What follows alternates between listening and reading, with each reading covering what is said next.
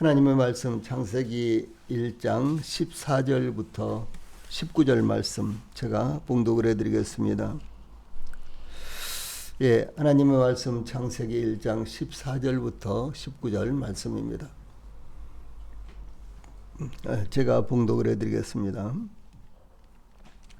하나님이 이르시되 하늘의 궁창에 광명체들이 있어 낮과 밤을 나누게 하고 그것들로 징조와 계절과 날과 해를 이루게 하라. 또 광명체들이 하늘의 궁창에 있어 땅을 비추라 하시니 그대로 되니라.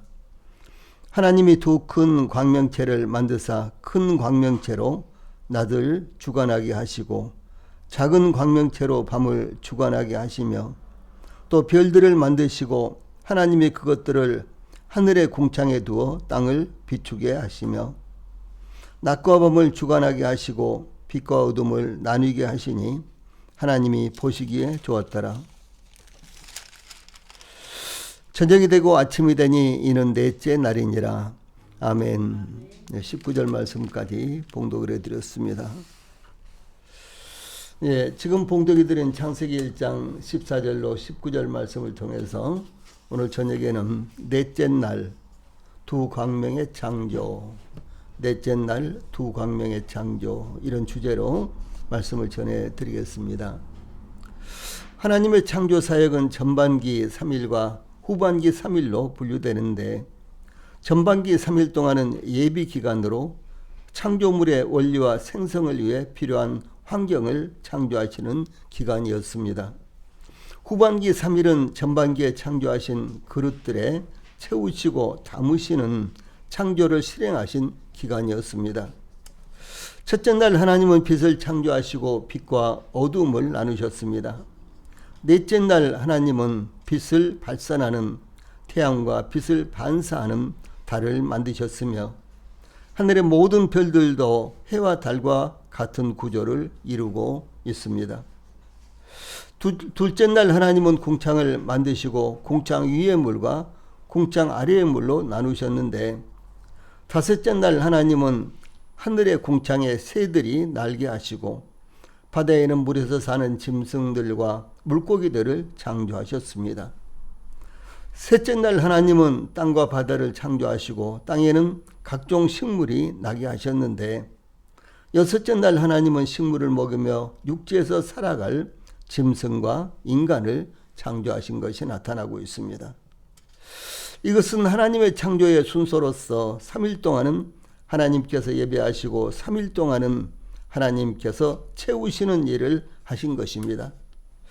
이와 같은 원리로 하나님께서 넷째 날 창조하신 사역을 오늘은 상고하겠습니다. 제일 먼저 14절 전반부에 창조의 방법이 나타나고 있습니다.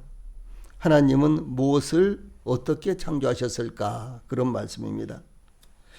하나님께서 인간을 창조하신 방법을 제외하고 하나님의 창조의 방법은 처음부터 마지막까지 같은 방법을 사용하셨는데 14절 이렇게 시작되죠. 하나님이 이르시되, 하나님이 말씀하시되, 그런 말씀이죠. 즉 하나님께서 말씀하심으로 만물이 창조된 것입니다.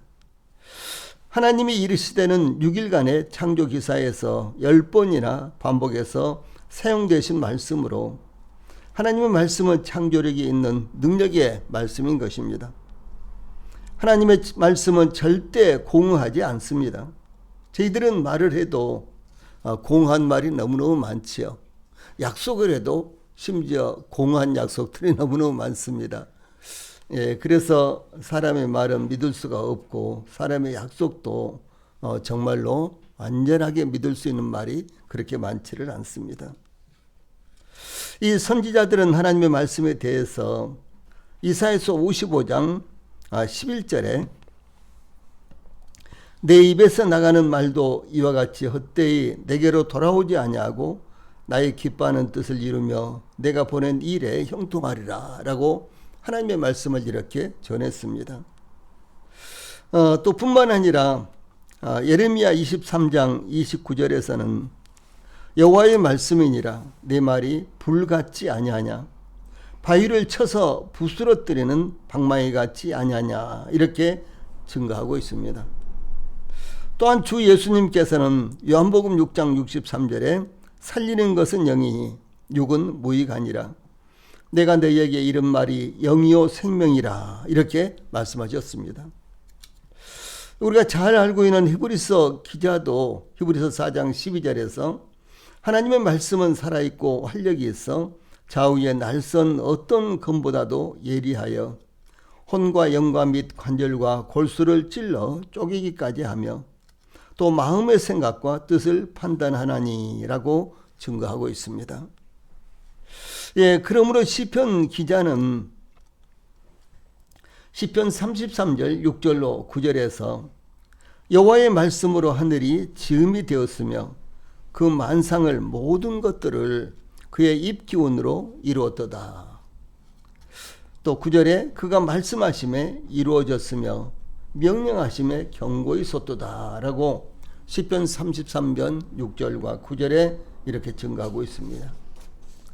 이와 같이 하나님께서 말씀하시자 그대로 이루어졌다는 것은 창조주 하나님의 말씀은 곧 그분의 능력이요 행위라는 것을 의미합니다. 그러므로 만물을 창조하신 하나님의 말씀은 오늘날도 말씀하신 대로 이루어지는 것이며 말씀하신 대로 역사하시며 말씀으로 인간들을 권고하시고 계시는 것입니다. 이와 같이 기독교는 말씀의 종교이며 하나님은 인격적인 분이신 것입니다. 그러므로 인격적인 하나님의 말씀에 순종할 때 마치 천지를 창조하신 하나님의 크신 능력을 직접적으로 경험할 수 있게 되는 것입니다. 하나님이 우리에게 은혜를 공급하는 것도 우리를 구원하시고 거듭나게 하시는 것도 하나님의 말씀입니다. 사도 바울은 로마서 10장 8절에서 그러면 무엇을 말하느냐? 말씀이 내게 가까워 내 입에 있으며 내 마음에 있다 하였으니 곧 우리가 전파하는 믿음의 말씀이라 이렇게 증거했고요.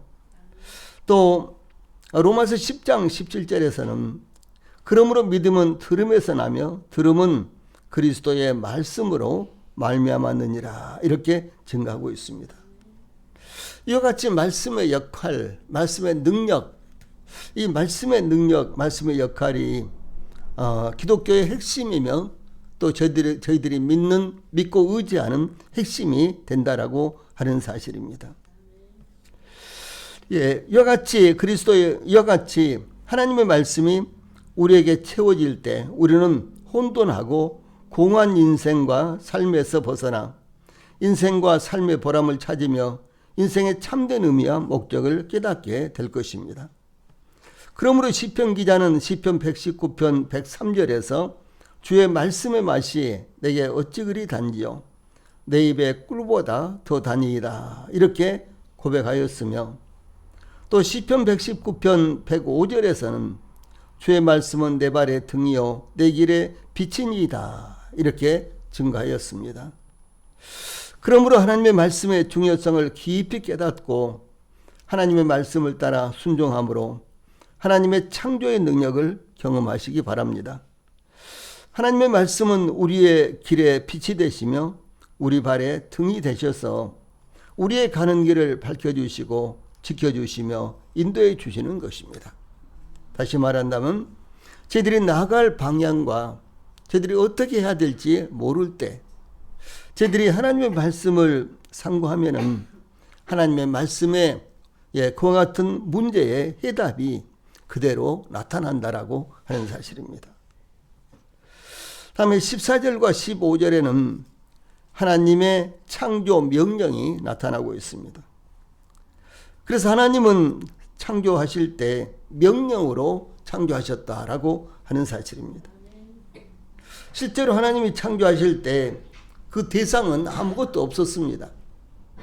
마치 하나님께서 말씀하실 때 허공에다 말씀하신 것 같았지만 그러나 그 하나님의 말씀은 능력이 있었기 때문에 분명히 말씀하신 대로 그대로 하나님의 의도대로 이루어졌다라고 하는 사실입니다.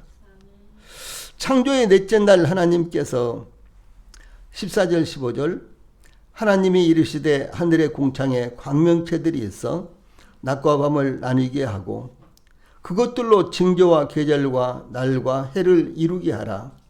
또 그 광명체들이 하늘의 궁창에 있어 땅을 비추라 하시니 그대로 되니라. 이렇게 증가하고 있습니다. 여기에는 14절 전반부에 하늘의 궁창에 광명체들이 있어 낮과 밤을 나누게 하라. 이런 말씀과 그 다음에 14절 후반부에 그것들로 징조와 계절과 날과 해를 이루게 하라 라는 말씀. 그리고 이어서 15절에 그 광명체들이 하늘의 궁창에 있어 땅을 비추라 라는 세 개의 명령이 나타나고 있습니다. 그 결과 15절 후반절에 그대로 되니라 이렇게 증가하고 있습니다. 하나님께서 말씀으로 명령하시자 그대로 되었어요. 그 전에 전혀 없던 것이 무에서 하나님께서 말씀하시자 유가 그대로 하나님의 의도대로 그대로 만들어졌다, 창조되었다라고 이렇게 증가하고 있습니다. 하나님의 창조의 넷째 날 하나님께서 하늘의 궁창에 광명체들이 있으라고 명령하시고 이어서 그 광명체들로 낮과 밤을 나누게 하라라고 명령하셨습니다. 하늘의 궁창은 천체로서 하늘을 가리킵니다. 이것은 첫째 하늘인 대기가 있는 하늘과 하나님의 초소인 셋째 하늘 사이에 있는 우주 공간으로 태양계와 은하계가 있는 하늘을 의미합니다. 하나님은 창조의 첫째 날 빛을 창조하셨습니다. 넷째 날에는 하나님께서 첫째 날 창조하신 빛을 비추는 광명체들을 창조하셨는데 곧 태양과 달과 각종 별들을 가리킵니다.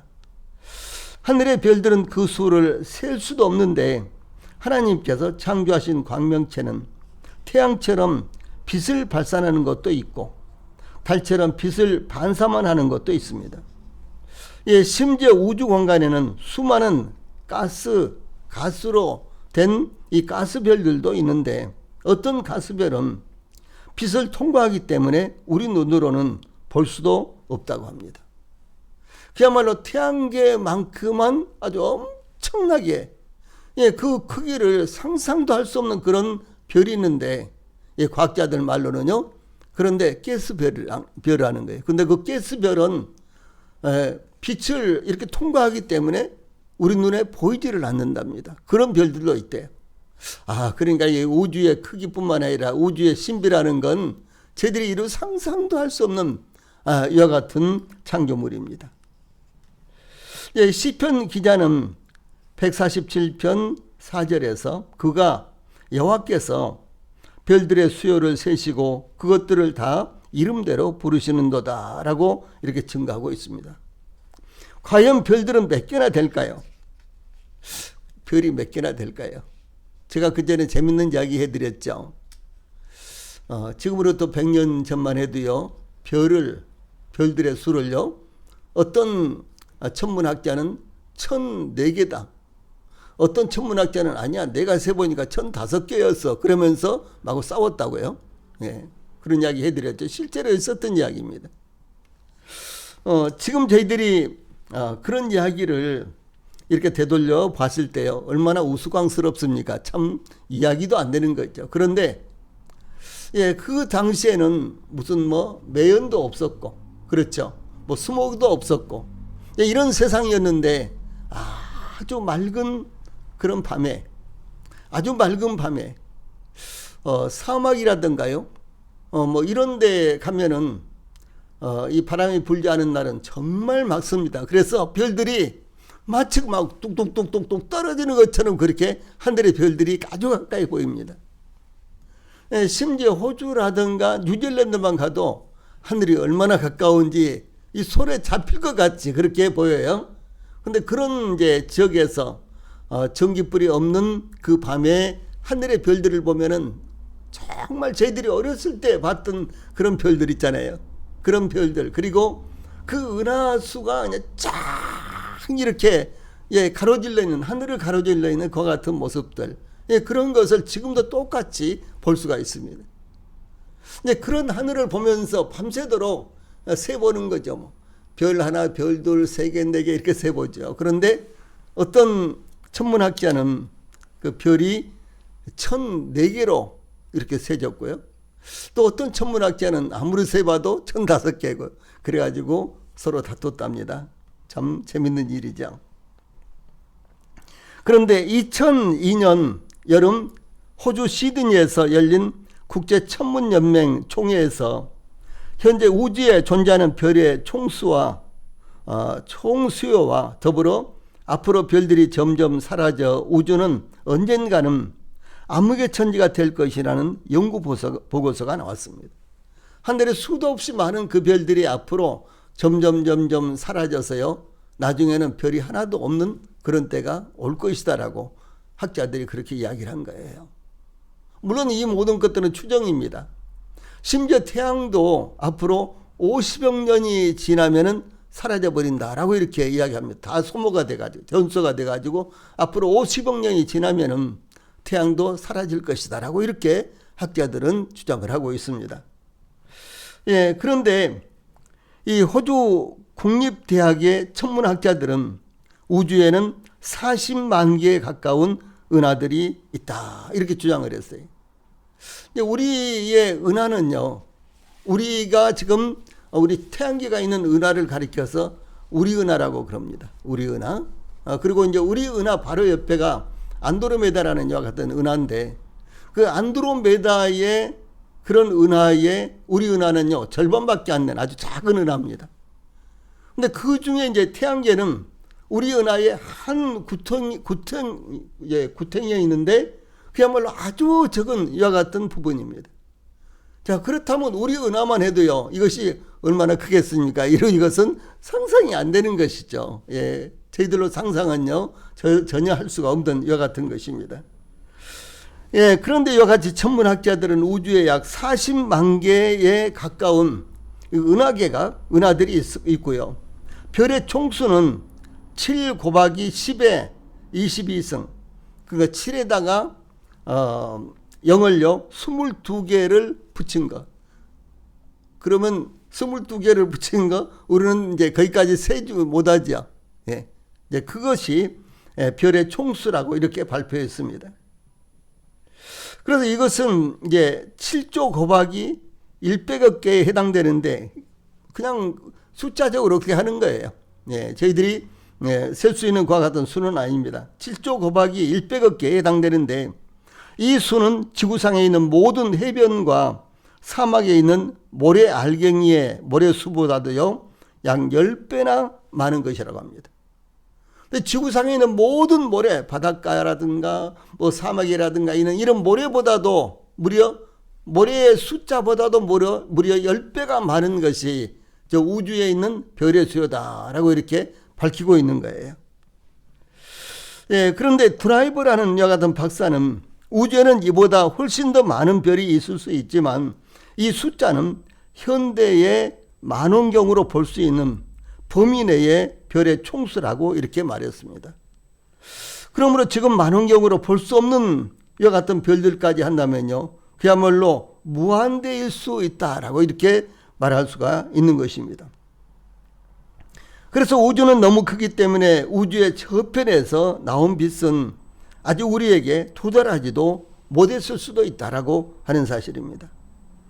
하나님께서 궁창 하늘에 창조하신 광명체는 하늘인 천체에 떠 있으면서 빛을 비추는 모든 물체를 가리키는데, 이는 하늘의 1월 성신 곧 해와 달과 무별을 모두 가리키는 말입니다.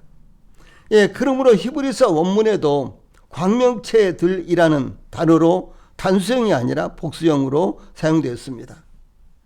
빛은 해나 달이나 별들에 의해서 만들어진 것이 아니라 하나님께서 첫째 날 창조하신 것으로, 하나님께서 창조의 넷째 날 수많은 광명체들을 창조하시고 이미 첫째 날에 창조하신 빛을 그 광명체들에게 부여하여 비치게 하신 것입니다. 그러므로 빛을 창조하신 하나님께서 그 빛을 비치는 광명체들을 창조하셔서 하나님께서 창조하신 모든 것들이 보이도록 하신 것입니다. 즉 빛을 창조하신 하나님께서 그 빛을 활용할 수 있도록 빛의 그릇들을 창조하신 것, 이것이 바로 넷째 날의 창조다라고 하는 사실입니다. 그렇다면 하나님께서 이 광명체들을 창조하신 목적이 무엇인가? 라는 사실입니다. 하나님께서 광명체들을 창조하신 목적을 세 개의 명령형 동사를 통해서 나타내셨는데 그 기능이, 그 광명체들의 기능이 무엇인가를 밝히신 것입니다. 그 동사들은 14절 15절에 나타나는데 하나님이 이르시되 하늘의 궁창에 광명체들이 있어 낮과 밤을 나누게 하고 그것들로 징조와 계절과 날과 해를 이루게 하라.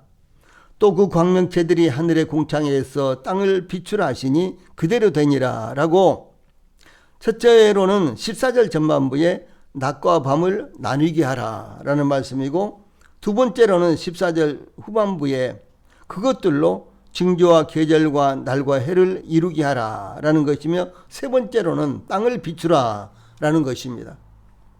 그래서 이 세 가지 목적을 위해서 하나님께서는 광명체를 창조하셨다라고 하는 사실입니다. 그런데 이 모든 것은 하나님께서 창조하신 생물들이 살아가는데 활용되도록 하신 것입니다. 제일 먼저 14절 전반부에 낮과 밤을 나누게 하라. 이제 이런 말씀이 나옵니다. 즉 하나님께서 광명체들을 만드셨는데 그 목적과 기능의 첫째는 낮과 밤을 나누게 하는 것이었습니다. 하늘에 태양이 뜨면 낮이 되고 태양이 지면 달과 별이 떠오르면 태양이 지고 달과 별이 떠오르면 밤이 됩니다. 하나님은 첫째 날 빛을 창조하시고 빛과 어둠을 나누셨습니다. 넷째 날은 하나님께서 주야를 나누게 하시는 일을 하나님께서 창조하신 그 광명체들에게 그 기능을 맡기신 것입니다. 하나님의 이와 같은 창조와 기능은 지구의 역사가 시작된 후 단 한 번도 착오 없이 반복되고 있습니다. 그것은 하나님의 손길과 그 능력이 창조하신 때와 조금도 다름없다는 사실을 의미하는 것입니다. 낮과 밤이 필요한 것은 사람이나 동물뿐이 아닙니다. 지구상에 있는 모든 생물들에게 낮과 밤이 필요한 것입니다. 식물은 탄소 동화 작용을 하는데 밤에는 그 반대로 작용합니다. 그러면 식물은 바로 그때 휴식을 취하는 것입니다. 만약 사람에게 밤이 없다면 어떻게 될까요? 과거 군사정권 때 이제 무슨 잘못을 범했다든가 혐의가 있다든가 그러면은 그런 사람들을 체포에다가 신문을 하는데 24시간 잠을 자지 못하도록 불을 아주 환하게 켜놓는 고문이 제일 견디기 어려운 고문이었다라는 이런 말을 들은 적이 있습니다.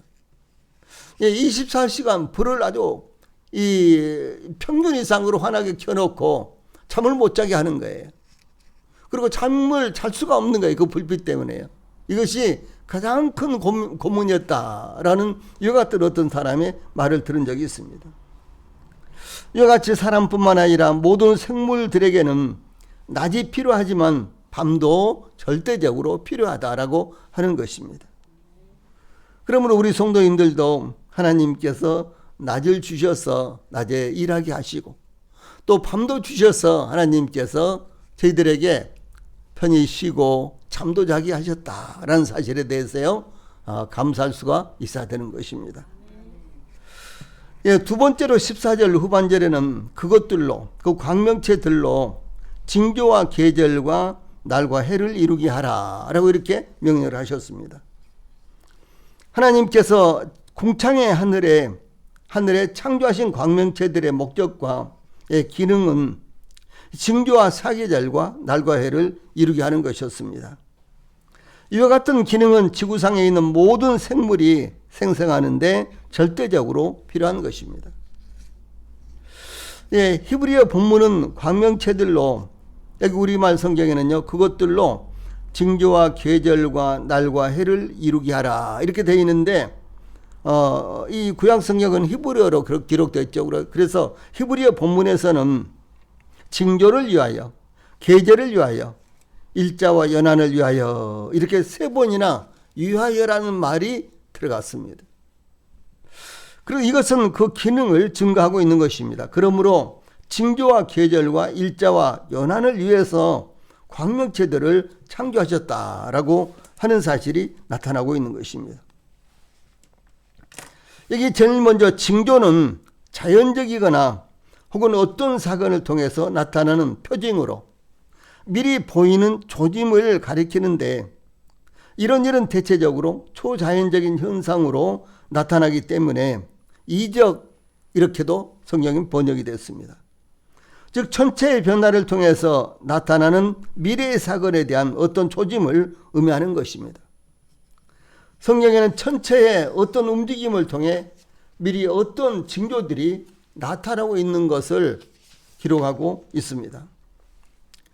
예를 들어서 열왕기하에는요, 히스기야가 병들어 죽게 되었을 때 선지자 이사야가 히스기야를 찾아가서 여호와의 말씀이 너는 집을 정리하라 내가 죽고 살지 못하리라 하셨나이다. 열왕기하 20장 1절입니다. 이렇게 하나님의 말씀을 전했습니다.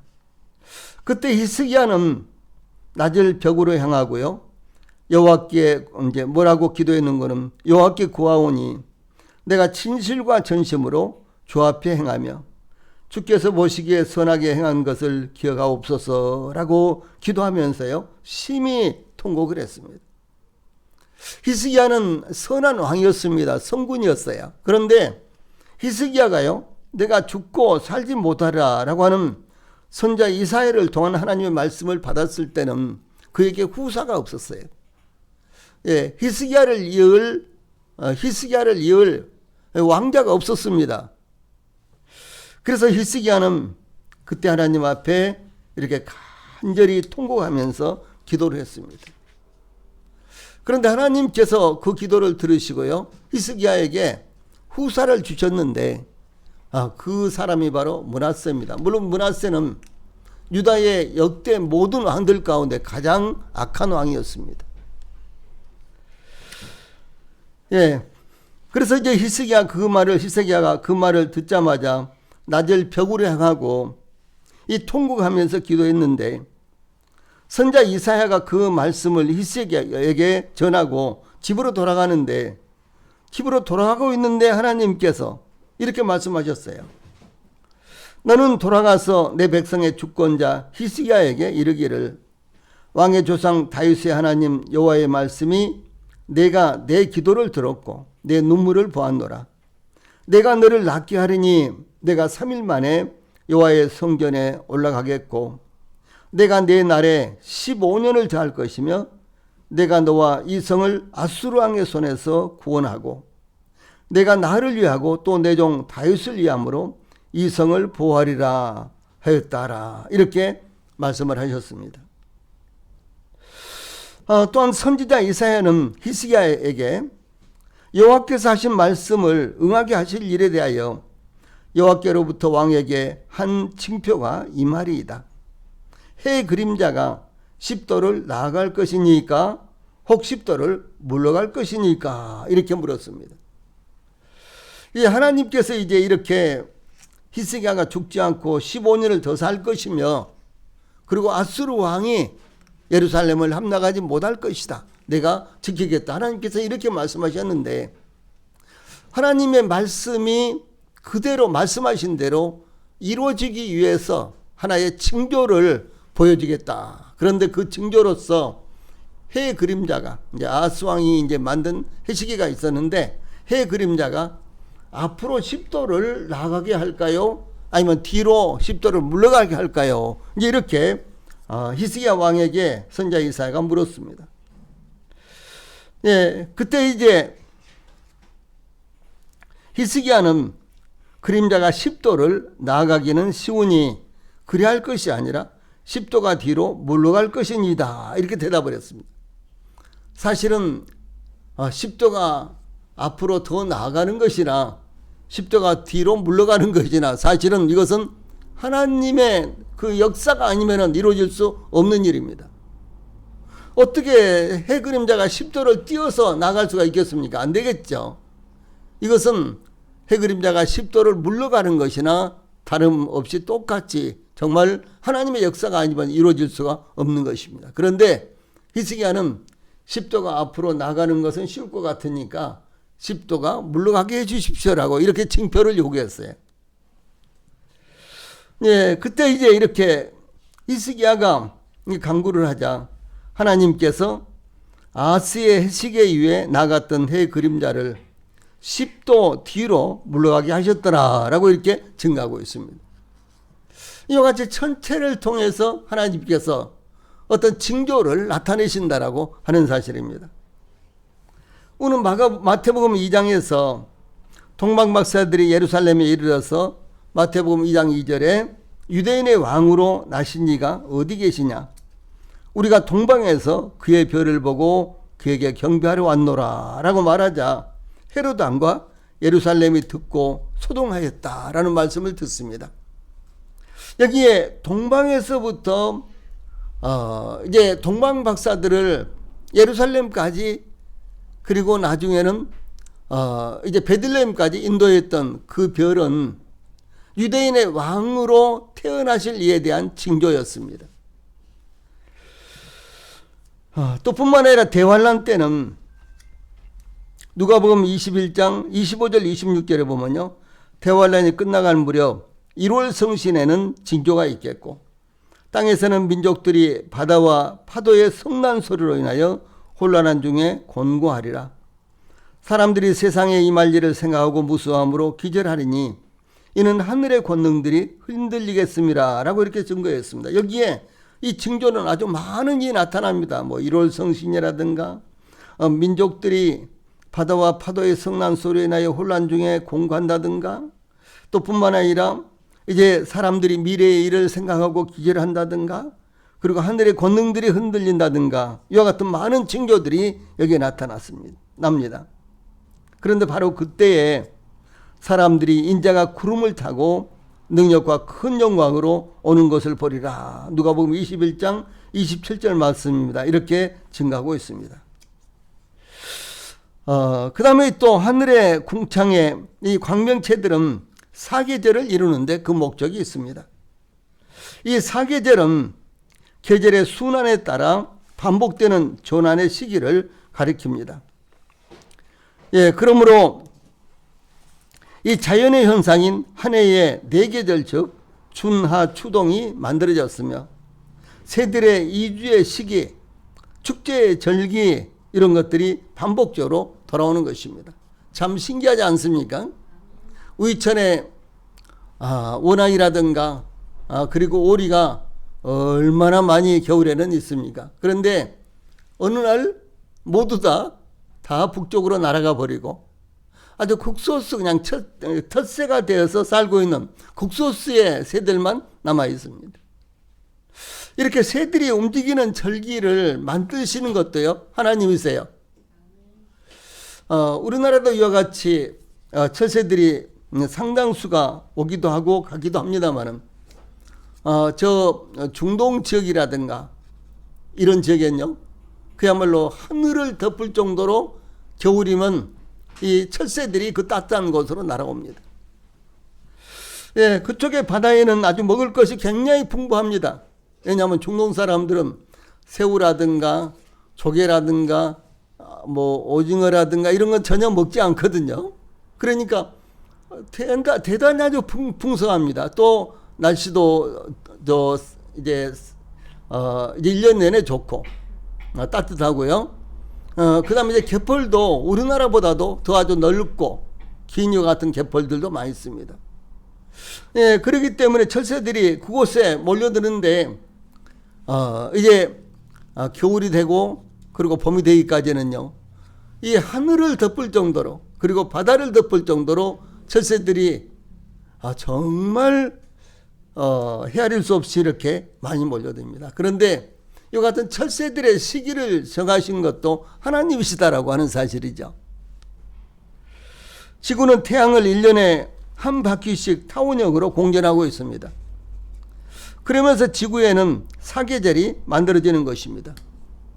또한 광명체들로 날과 해를 이루게 하라라는 14절 말씀, 후반절 말씀, 이 명령은 연월일을 이루라는 명령입니다. 지구가 태양을 한 바퀴 공전하면 1년이 되고, 달이 지구를 한 바퀴 돌면 한 달이 되고, 지구가 한 바퀴에 자전하면 하루가 됩니다. 지구는 시속 1667km의 속도로 자전을 합니다. 얼마나 빠릅니까? 저희들이 이 100km로 고속도로를 달려도요, 어떤 때는 엄청나게 빠른 것으로 느껴지기도 하지 않습니까? 그런데 지구는 시속 약 1667km의 속도로 자전을 하는 거예요.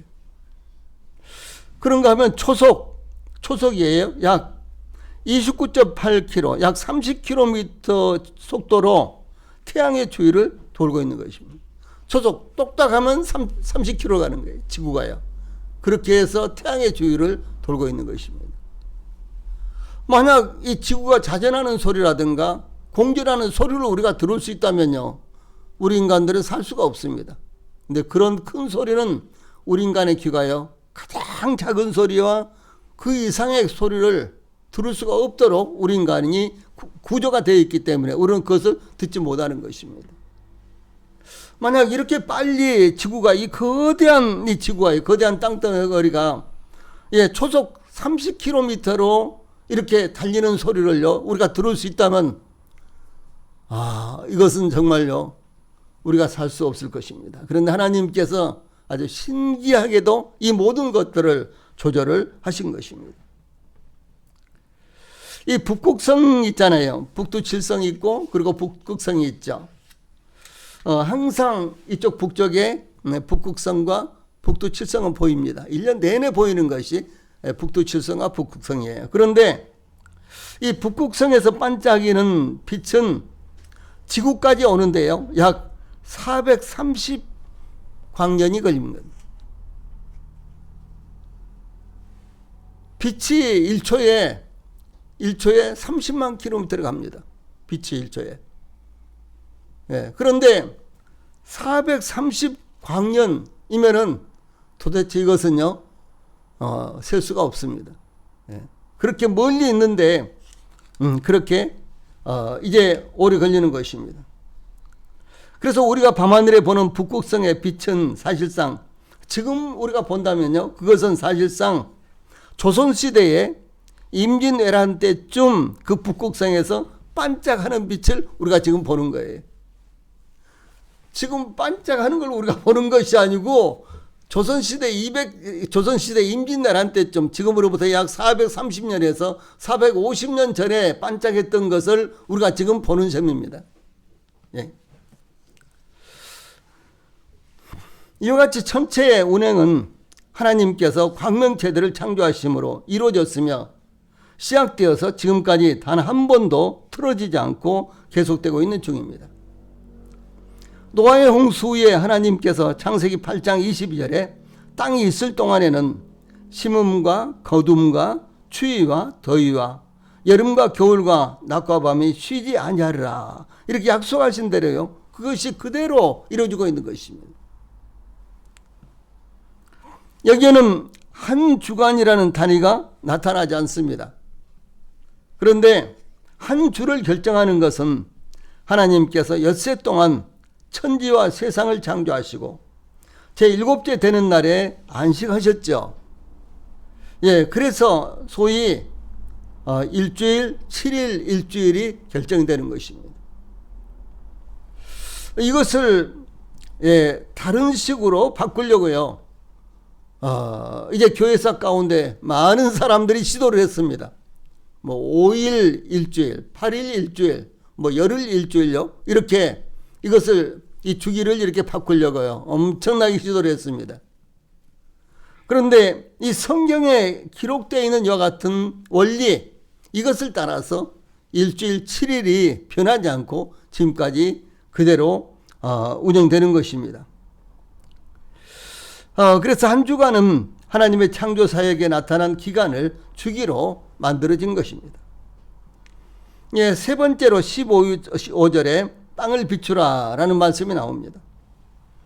하나님께서 창조하신 광명체들이 하늘의 궁창에서 땅을 비추라 라고 명령하심으로 그대로 되었습니다. 하늘의 궁창에서 광명체들이 땅을 비춤으로 지구는 생명력이 있는 유성으로 만들어진 것입니다. 식물들은 태양빛을 받아 광합성을 일으켜 생존에 필요한 탄수화물을 만들 수 있도록 된 것입니다. 하나님께서 16절로 18절까지 하나님이 두 큰 광명체를 만드사 큰 광명체로 낮을 주관하게 하시고 작은 광명체로 밤을 주관하게 하시며 또 별들을 만드시고 하나님이 그것들을 하늘의 궁창에 두어 땅을 비추게 하시며 낮과 밤을 주관하게 하시고 빛과 어둠을 나누게 하시니 하나님이 보시기에 좋았더라. 이렇게 증가하고 있습니다. 하나님께서 태양과 달과 별들을 만드셨으며 낮과 밤을 주관하게 하셨습니다. 이 고대에는 지금도 그런 사람들이 있어요. 1월 성신을 숭배하고 이 점성술에 빠져있던 사람들이 대단히 많았습니다. 삼국지라든가 등등 이런 것들을 읽어보면은 이 점성술이 정말 많이 나옵니다. 그리고 그런 점성술이 딱딱 맞는 것처럼 이렇게 묘사가 되어 있습니다. 그런데 하나님께서 태양과 달과 별들을 만드셨으며 낮과 밤을 주관하게 하셨습니다. 그래서 이 점성술에 빠져 있어서 1월 성신을 숭배하는 이와 같은 사람들이 고대부터 많이 있었지만은 하나님께서 이 모든 것들을 만드셨으며 낮과 밤을 주관하도록 지시하신 것입니다. 그러므로 1월 성신을 숭배할 것이 아니라 하나님을 숭배해야 되는 것입니다. 지구는 태양이 비칠 때는 낮이 되고 태양이 비치지 않을 때는 밤이 되는 것입니다. 태양이 비칠 때 우리는 실족하지 않고 우리의 일에 집중할 수 있습니다. 또한 밤에는 달과 별들이 비치기 때문에 이 태양을 바다를 항해하는 바다의 선원들은 그 별을 보고 방향을 잃어버리지 않고 안전하게 목표 지점을 향해서 나갈 수 있는 것입니다. 또한 이 땅에 살고 있는 사람들은 휴식을 통해서 새로운 활력을 얻도록 그런 시간이 마련된 것입니다. 주 예수님께서 요한복음 9장 4절에서 때가 아직 낮임에 나를 보내신 이의 일을 우리가 해야 하리라. 밤이 오리니 그때는 아무도 일할 수 없느니라. 이렇게 말씀하셨습니다. 물론 이 말씀은 영적인 의미가 담겨져 있는 말씀입니다. 그런데 문자적으로 봐도 주 예수님의 말씀은 저희들이 낮에는 열심히 일하고 밤에는 또 쉬고 그래서 또 활력을 되찾고 이런 의미도 담겨져 있는 것입니다. 또한 요한복음 11장 9절로 10절에서 낮이 12시간이 아니냐 사람이 낮에 다니면 이 세상의 빛을 보므로 실족하지 아니하고 밤에 다니면 빛이 그 사람 안에 없는 고로 실족하느니라 이렇게 말씀하셨습니다. 이 말씀도 영적인 의미가 담겨져 있는 말씀입니다만은 문자적으로 봐도 이 말씀은 저희들에게 합당한 말씀이 되는 것입니다. 그러므로 하나님께서 광명체가 비치는 낮 동안은 우리가 열심히 일을 하고 이 밤이 되면 내일을 위해 편안하게 쉬어야 되는 것입니다. 이것이 하나님께서 모든 사람들에게 주신 선물이라는 것 우리 성도님들이 기억하시고 하나님 앞에 영광스러운 나날을 보내시기 바랍니다. 기도하시고 마치겠습니다.